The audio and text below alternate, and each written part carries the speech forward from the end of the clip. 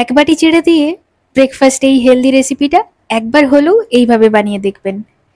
এত টেস্টি হয় খেতে, না বানালে বিশ্বাসই করতে পারবেন না। চলুন তাহলে রেসিপিটি দেখে নেওয়া যাক।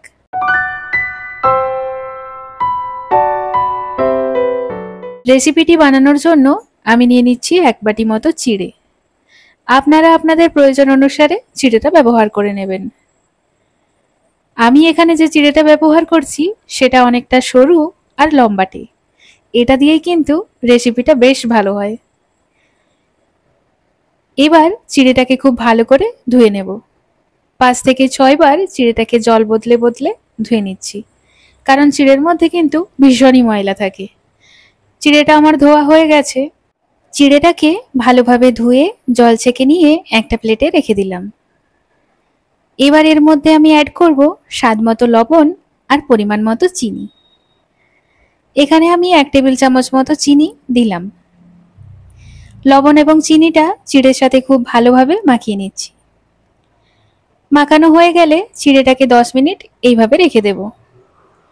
চিড়েটা ধুয়ে নেওয়ার পরই যদি লবণ আর চিনি মাখিয়ে নেওয়া হয় তাহলে রেসিপিটা কিন্তু খুবই ভালো হয়। এটা আপনারা অবশ্যই একটু মাথায় রাখবেন। এখন একটা ফ্রাই প্যানে দিয়ে দিচ্ছি পরিমাণ মতো রিফাইন্ড অয়েল।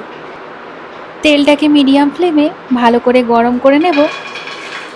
তেলটা গরম হয়ে গেলে এর মধ্যে দিয়ে দিচ্ছি 1 মুঠো চিনেবাদাম। বাদামটাকে মিডিয়াম ফ্লেমে 1 থেকে 2 মিনিট মতো ভেজে নেব। বাদামগুলো ভাজা হয়ে গেছে। এবার ভেজে নেওয়া বাদামগুলোকে একটা প্লেটে তুলে নিচ্ছি। ওই তেলের মধ্যেই দিয়ে দিচ্ছি একটা ফাটিয়ে নেওয়া শুকনো লঙ্কা, 1/2 চা চামচ সর্ষে আর কয়েকটা কারি পাতা। এখন ফ্লেমটাকে লো টু মিডিয়ামে রেখেছি। এবার দিয়ে দিচ্ছি 2টো মিহি করে কুচানো কাঁচা লঙ্কা। ঝালটা অবশ্যই আপনারা আপনাদের পছন্দ মতো দেবেন। এবার দিয়ে দিচ্ছি একটা ছোট সাইজের পাতলা করে কাটা পেঁয়াজ। পেঁয়াজটাকে আমি ভালোভাবে নেড়েচেড়ে ভেজে নিচ্ছি। মোটামুটি মিনিট 2-3 মিডিয়াম ফ্লেমে পেঁয়াজটাকে সোনালি করে ভেজে নিচ্ছি। পেঁয়াজটা ভাজা হয়ে গেলে এবার দিয়ে দিচ্ছি 1 কাপ পরিমাণ গাজর, যেটা আমি আগেই পাতলা স্লাইস করে কেটে রেখেছিলাম। এর সাথে দিয়ে দিচ্ছি সামান্য পরিমাণে একটু লবণ। সবজিগুলো অবশ্যই আপনারা আপনাদের ইচ্ছে মতো ব্যবহার করবেন, তবে এই রেসিপিটিতে খুব একটা বেশি সবজি ভালো লাগে না, সেই জন্য আমি কিন্তু অল্প অল্প করেই সবজি ব্যবহার করছি।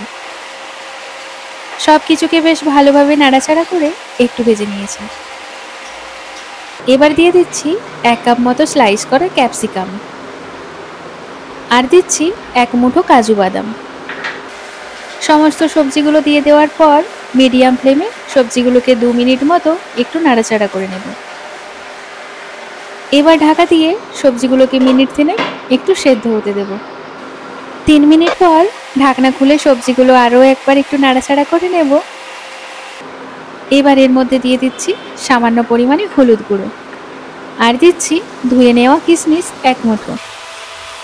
মিডিয়াম ফ্লেমে সমস্ত কিছুকে আরও একবার ভালোভাবে মিশিয়ে নিচ্ছি। সব কিছু ভালোভাবে মেশানো হয়ে গেছে। এবার এর মধ্যে দিয়ে দিচ্ছি লবণ আর চিনি মাখানো চিড়েটাকে। চিড়েটাতে যেহেতু লবণ আর চিনি মাখানো আছে সেই জন্য আলাদা করে আর আমি এর মধ্যে লবণ অ্যাড করব না। খুব ভালো করে সমস্ত কিছুর সাথে মিশিয়ে নিচ্ছি। এবার দিয়ে দিলাম ভেজে রাখা চিনেবাদাম। ফ্লেমটাকে এই সময় একদম লোতে করে দিয়েছি। এবার সমস্ত কিছুকে খুব ভালোভাবে মিশিয়ে নিচ্ছি। দেখুন কতটা ঝরঝরে হচ্ছে। যেহেতু আমি আগেই লবণ আর চিনিটা দিয়ে রেখেছিলাম সেই জন্য চিড়েটা কিন্তু এতটা ঝরঝরে হয়েছে। সবশেষে একটা পাতিলেবুর রস এর মধ্যে ছড়িয়ে দিলাম। এবার সব কিছুকে আবারও ভালো করে মিশিয়ে নিলাম আর গ্যাসের ফ্লেমটা অফ করে দিলাম। ব্যাস তৈরি আজকের হেলদি ব্রেকফাস্ট। মন ঝরঝরে চিড়ের পোলাও যদি সকালের প্লেটে পাওয়া যায় তাহলে বাচ্চা থেকে বড় সকলেই কিন্তু ভীষণই মজা পায়। দেখতেই পাচ্ছেন কতটা লোভনীয় হয়েছে, সাথে স্বাদ আর পুষ্টিগুণেও কিন্তু ভরপুর। অবশ্যই এইভাবে একবার বাড়িতে বানাবেন। তাহলে আজ এই পর্যন্তই, দেখা হবে পরের ভিডিওতে। সবাই ভালো থাকবেন, সুস্থ থাকবেন। আজকের মতো টাটা।